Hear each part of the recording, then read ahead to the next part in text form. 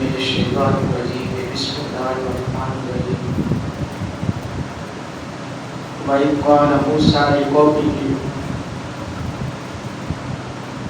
إن الله يأمركم أن تذبحوا بقرة قالوا أتتخذنا هزوا قال أعوذ بالله أن أكون من الجاهلين قالوا ادع لنا ربك يبين لنا ما هي قال إنه يقول إنها بقرة لا فارض ولا بكر عوان بين ذلك فافعلوا ما تؤمرون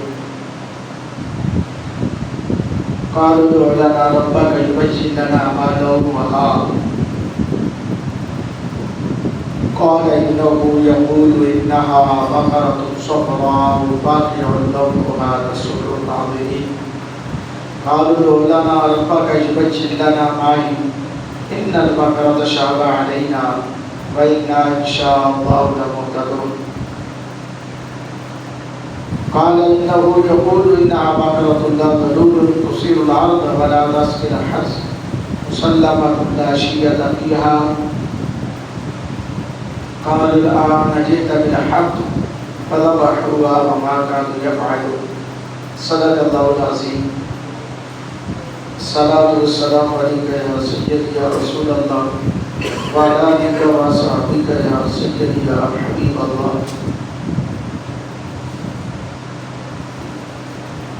الصلاة والسلام عليك يا سيدي يا نبي الله وعلى آلك وصحبك يا سيدي يا نور الله برادران اسلام، اللہ تعالیٰ کی حمد و ثنا کے بعد حضور نبی کریم رحمۃ اللہ علیہ السلام کی بارگاہ میں ہدیہ محبت پیش کرنے کے بعد میرے معزز مسلمان بھائیوں، السلام علیکم ورحمۃ اللہ وبرکاتہ۔ سورۃ البقرہ کی آیت نمبر 67 سے لے کر آیات نمبر 71 تک تلاوت کی۔ دعا کرو اللہ حق بیانی کی توفیق عطا فرمائے۔ باعث عاجزی آج 2 تاریخ ہے، الحمدللہ اللہ تعالیٰ کا فضل و کرم ہے اور بہت ہی احسان ہے اس خالق اور مالک کا، زندگی میں ایک بار پھر یہ انعام عطا فرمائے۔ اور خاص کر ان پر اللہ کی خاص نوازش ہے جو حج کا احرام باندھ کر حج کی سعادت حاصل کر رہے ہیں۔ آج میں آپ کو ایک بات بتاتا جاؤں، قسمت کی بات ہے، قدر کی بات ہے۔ سوشل میڈیا پہ آپ نے بھی دیکھا ہوگا، ایک بندہ وہ حج کے لیے کاغذات جمع کرواتا ہے، اس کی منظوری ہو چکی تھی چونکہ، اور جب وہ ایئرپورٹ پر جاتا ہے امیگریشن میں تو کہا جاتا ہے کہ آپ کے نام میں کوئی مسئلہ ہے تو آپ حج پہ نہیں جا سکتے۔ یہ ابھی یہ 2025 کی ابھی چند دن پہلے کی بات ہے، کوئی پرانی کتاب نہیں، کوئی لکھی لکھائی، بلکہ حقیقت پر مبنی۔ اب اس کو روک دیا گیا، اب وہ جہاز جا رہا ہے، میڈیا پہ دکھایا، وہ بندہ بیچارہ ایسے جہاز کو اڑتے ہوئے دیکھ رہا ہے حسرت کی نگاہوں سے۔ کوئی فنی خرابی، کیا فنی خرابی؟ حقیقت تو کچھ اور تھی نا۔ فنی خرابی ہوتی ہے جہاز واپس آتا ہے وہیں پہ، ابھی لینڈ کرتا ہے، تھوڑی دور جاتا ہے، لیکن مسئلہ بنتا ہے، اس کو پائلٹس واپس لے کر آتے ہیں، چیک کرتے ہیں، کچھ نہیں، پھر اس کی پرواز کرتے ہیں، پھر اس کے بعد وہ بھی مسئلہ ہوتا ہے، پھر وہ واپس آتے ہیں۔ پائلٹ اتر کر کہتا ہے کہ بھائی یہ جو بندہ ہے نا، یہ جائے گا تو اب میں جہاز لے کر جاؤں گا، ورنہ میں جہاز نہیں لے کر جاؤں گا۔ یقیناً واللہ یہ حقیقت ہے، یعنی کہ ایسا معاملہ ہوا۔ اب وہ بیٹھا، نہ تو فنی خرابی نہ کچھ۔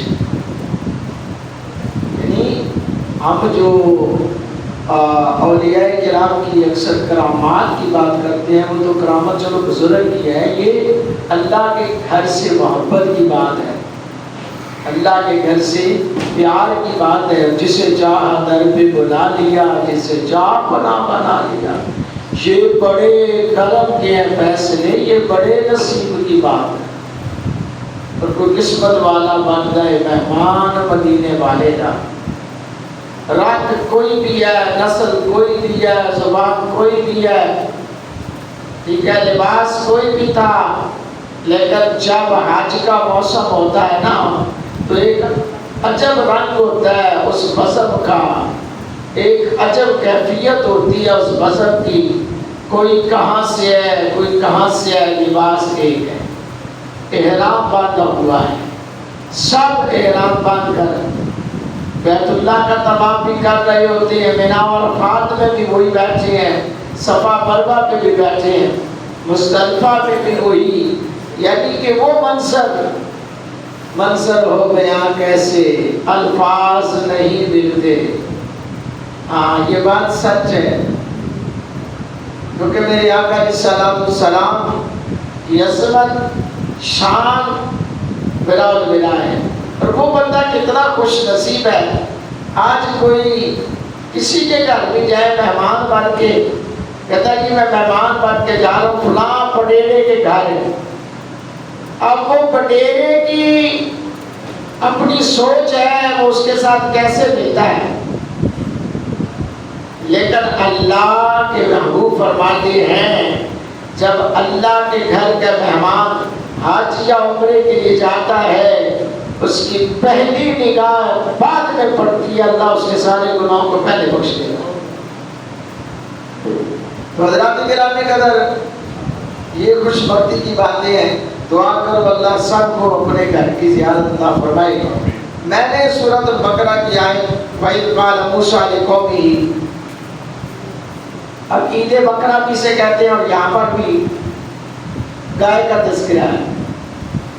تو موسیٰ علیہ السلام کی قوم کے حوالے سے ایک عامیل نامی مالدار شخص مر گیا، اس کو قتل کر دیا، اس کے چچا کے بیٹے۔ ہوا کیا کہ عامیل تھا اپنی بندہ بنی اسرائیل کا، تو بڑا مالدار تھا، اس کے چچا زاد بھائی نے بطمع دولت اس کو قتل کر کے دوسری بستی کے دروازے پر ڈال دیا، اور خود صبح اس کے خون کا مدعی بن گیا۔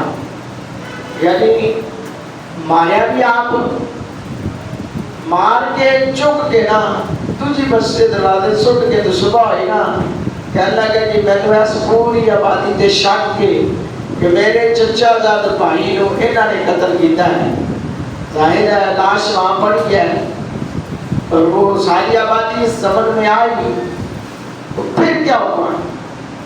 اللہ تعالیٰ کے پیارے پیغمبر کے پاس بنی اسرائیل آئی، قوم آئی، کہنے لگے یا نبی اللہ یہ مسئلہ ہے، اب تو پرابلم بن گئی، ہمارے اوپر سب کے اوپر الزام آ رہا ہے، آپ کچھ کیجئے۔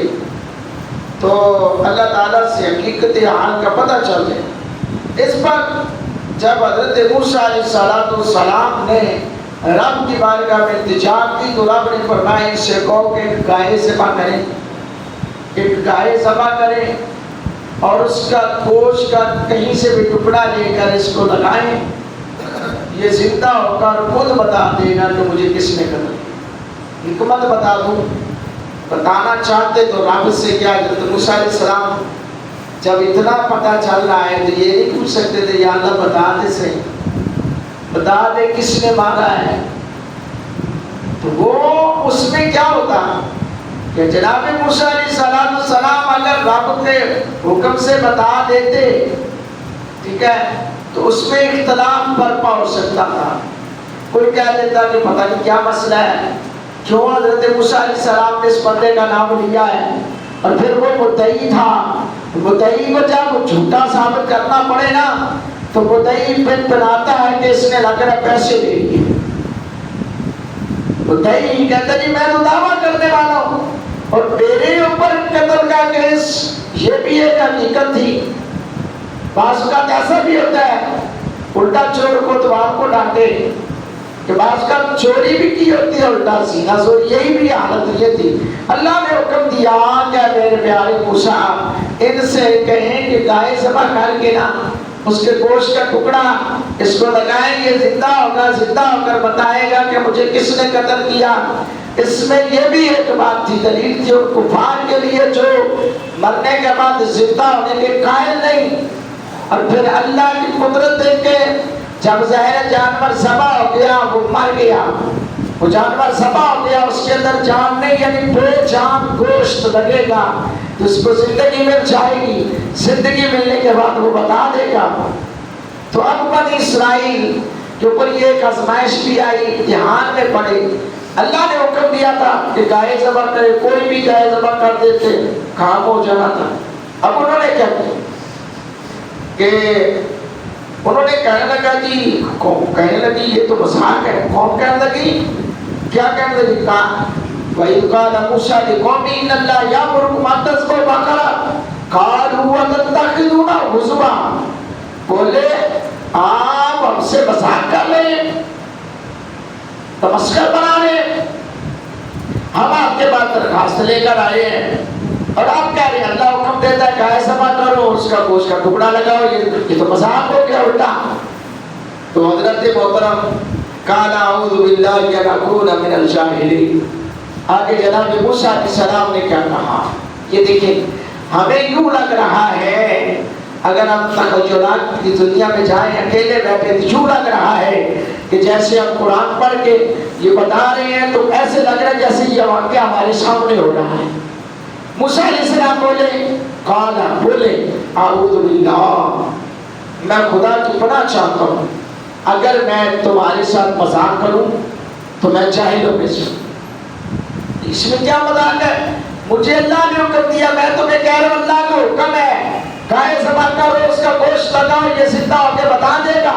وہ کہنے لگے تسی مذاق کر رہے ہو. آپ نے فرمایا مذاق نہیں کیا, میں مذاق کروں تو میں جاہل ہوں. میں تو ایسا مطلب نبی کی شان نہیں ہوتی کہ کوئی شاعر آئے تو آگے اس کا جیسا کبھی بات کر استاد کے پاس شاگرد آ جائے, استاد مذاق کر کے جانا اس کے کہتے ہیں تمہیں نہیں پتا. یہ ایک عام استاد کی, لیکن پیغمبر حق نے کبھی بھی کسی بھی بات پر کوئی شاعر آیا ہے نا اس کا مذاق نہیں اڑایا. جناب موسیٰ علیہ السلام نے فرمایا کہ میں کیوں مذاق کروں گا, میں مذاق نہیں کر رہا بلکہ اللہ کا حکم ہے. تو آپ نے فرمایا کہ ایسا جواب جو سوال سے رابطہ نہ رکھے جاہلوں کا کام ہے, یا یہ مانی کہ محاکمہ کے موقع پر استہزاء جاہلوں کا کام ہے. انبیاء کی شان اس سے برتر ہے. قصہ مختصر جب ہی بنی اسرائیل نے سمجھ لیا کہ گائے کا ذبح کرنا لازم ہے تو انہوں نے آپ سے اس کے اوصاف دریافت کیے. حدیث پاک میں نبی پاک صلی اللہ علیہ وسلم نے فرمایا اگر بنی اسرائیل اس بات پر پاس نہ کرتے تو جو مرضی گائے پکڑتے ذبح کر دیتے وہی کافی تھی. یہ حضور فرما رہے ہیں صحابہ کو کہ یہ جو بھی ہوا کیا کہ بنی اسرائیل نے آ کر حضور سے پوچھا کہ اچھا آپ اچھی سچی خبریں دیتے ہیں تو وہ گائے کے بارے میں ہمیں بتائیں نا, تو وہ گائے کیسے ذبح کی گئی, وہ کیسی تھی, کیا تھا, یہ سارا ہمیں بتائیں نا.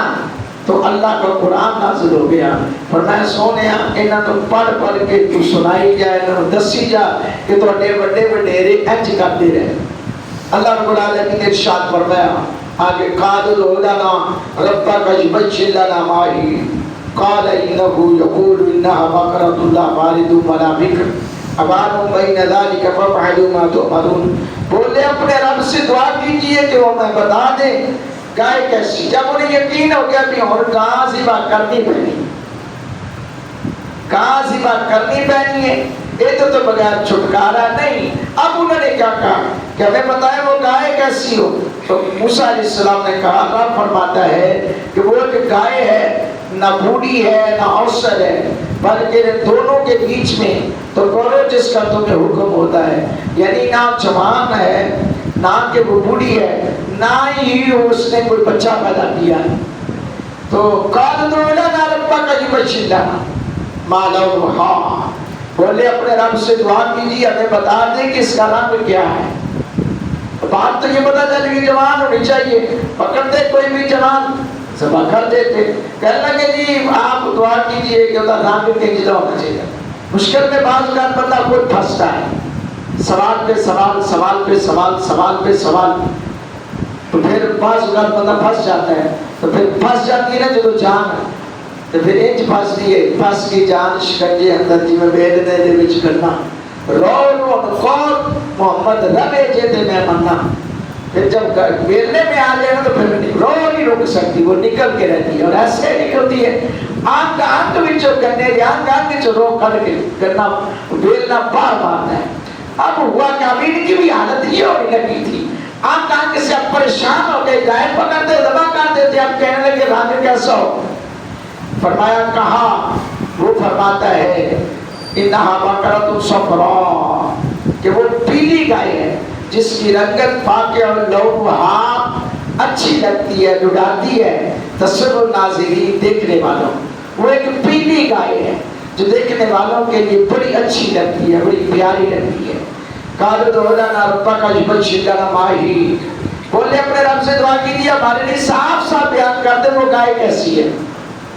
صاف رنگ بھی پتہ چل گیا، عمر کا بھی پتہ چل گیا، ٹھیک ہے، اس کی یعنی عمر کا پتہ، رنگ کا پتہ، اور صاف پتہ چل گیا، پھر بھی کہنے لگے کہ بتاؤ کہ وہ کیسی ہو۔ ان البقرۃ تشابہ علینا، بے شک گائیوں میں ہم کو شبہ پڑ گیا، وَإِنَّا إِنْ شَاءَ اللَّهُ لَمُهْتَدُونَ، اللہ چاہے تو ہم راہ پا جائیں گے۔ اب انہوں نے کیا کہا؟ اب انہوں نے کہا کہ اللہ چاہے، اب انہوں نے کہہ دیا انشاءاللہ۔ حضور کی حدیث سنیے، سرکار فرماتی ہے کہ اگر وہ انشاءاللہ نہ کہتے تو کبھی گائے نہ پاتے۔ حضور نے فرمایا، اور انہوں نے کیونکہ اس طرح کہتا ہے انشاءاللہ لمہتدون، اللہ چاہے تو ہم راہ پا جائیں گے۔ اب ہمیں پتہ چل گیا، لیکن پھر بھی اللہ چاہے تو ہم راہ پا جائیں گے۔ حضرات کرام قدر، قال انه يقول انها بقرۃ لا ذلول تثير الارض ولا تسقي الحرث مسلمة لا شية فيها قالوا الآن جئت بالحق فذبحوها وما كادوا يفعلون۔ کہاں وہ فرماتا ہے کہ وہ ایک گائے ہے جس سے خدمت نہیں لی جاتی، زمین جوتے اور نہ کھیتی کو پانی دے، بے عیب ہے جس میں کوئی داغ نہیں۔ بولے اب آپ ٹھیک بات لائے تو اسے ذبح کیا، اور ذبح کرتے معلوم نہ ہوتے تھے۔ یہ قرآن نے جتنا بتا دیا پہلے، یعنی کہ سارے اوصاف، پھر آپ کہہ رہے ہیں، رب نے فرمایا نا کہ وہ گائے ایسی ہے جس سے کوئی خدمت نہیں لے گی، نہ تو اس سے زمین جوتنے کا کام دیا گیا، نہ کھیتی باڑی کو پانی دلانے کے لیے جو کنویں کے چلانے کے لیے بیل کا استعمال، گائیوں کا استعمال ہوتا، تو وہ بھی نہیں ہے، تو لہذا وہ اس طرح کی گائے ہے۔ اب وہ کہنے لگے اب آپ ٹھیک لے کر آئے، اب ہم کریں گے جس میں بے عیب ہے، جس میں کوئی داغ نہیں۔ کہنے لگے اب آپ ٹھیک بات لائے، یعنی اب آپ تشفی ہوئی اور پوری شان و صفت معلوم ہوئی۔ پھر انہوں نے گائے کی تلاش شروع کی، پھر انہوں نے گائے کی تلاش شروع کی۔ نیک بندیاں دیا نیکیاں نو رب ضائع نہیں کرتا، یہ بات سچ ہے۔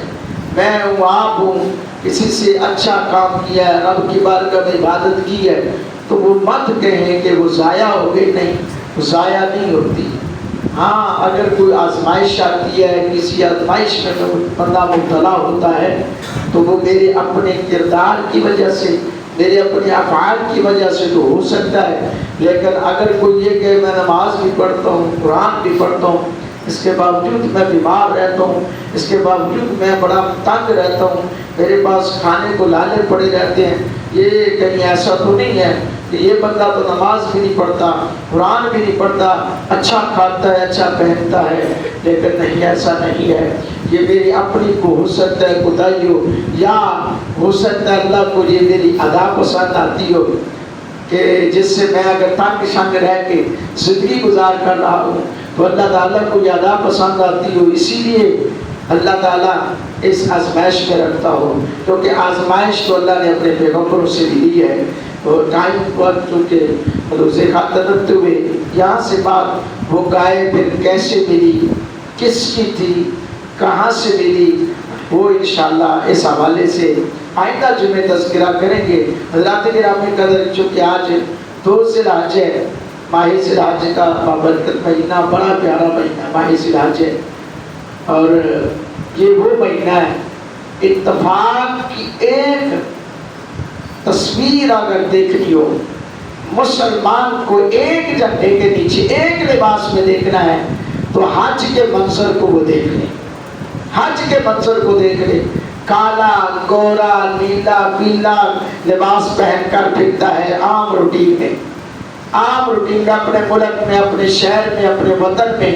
پھر زبان اس کی کوئی ہے، کوئی کسی کی کیا زبان ہے، کسی کی کیا زبان ہے، لیکن قدرت الہیہ یہ بتا رہی ہے اے لوگوں تمہارا کلمہ ایک ہے، دین ایک ہے، تمہارا دین ایک ہے، بیت اللہ ایک ہے، اس کے سائے کے تلے کھڑے ہو، اور پھر لبیک اللہم لبیک کی صدائیں بلند ہو رہی ہو۔ لاکھوں روپیہ خدا کی قسم اس کا جو جتنا خرچہ ہے عام بننے کے لیے تو مشکل ترین ہے، لیکن اس کے باوجود بھی کئی ایسے لوگ ہیں وہ رہ جاتے ہیں، ان کا نام ہی نہیں آتا، قرآن اندازی میں نام ہی نہیں آتا۔ اور میں نے ابھی شروع میں بتایا کہ وہ بھی بندہ ابھی چند دن پہلے کی 2025 میں یار ہم نے بزرگوں کی کرامتیں تو سنی ہے کہ فلاں بزرگ نے کر دیا، فلاں نے یہ کر دیا۔ میں آپ کو بتاتا ہوں، ہو آپ کی دل میں محبت، ہو آپ کی دل میں محبت تو پھر جہاز اڑا ہوا 2 بار واپس آ سکتا ہے۔ یہ محبت کھینچ لاتی ہے، یہ عقیدت کھینچ لاتی ہے۔ رکھو تو صحیح، پتہ چلا اس کے ہو کے تو دیکھو، اور نام شام بدلے ہو جان کے اور جنیاں مرضیاں پابندیاں لگ جان، وہ اپنی جگہ پہ رائٹ تھے، لیکن وہ بھی تو اپنی جگہ پر رائٹ تھا نا۔ دنیا نے دیکھا یار، دنیا نے دیکھا، جہاز واپس آیا، ایک بار آیا چیک کیا کچھ بھی نہیں، دوسری بار آیا چیک کیا کچھ نہیں، پائلٹ آ کر نہیں بھائی ان میں نہیں جانا، ایتا نام کچھ بھی ہے، ایتا آئی ڈی کارڈ کچھ بھی ہے، ایتا کچھ بھی نہیں، میں جہازوں تو ہی لے کے جاواں گا جی تو اے وچ پوے گا۔ ہاں جی حقیقت ہے، پائلٹ نے کہا تو میں نے جہاز اسی وقت اڑانا ہے، ورنہ اے پیارے جہاز کیا نہ بیٹھا۔ حضرات گرامی قدر یہ کیا ہے، نظریں جن کی خدا پر ہوں، ارادے جن کے پختہ ہوں، تلاطم خیز موجوں سے گھبرایا نہیں کرتے۔ وہ بھی جب تک جہاز گیا نہیں نا وہ وہیں کھڑا روتا۔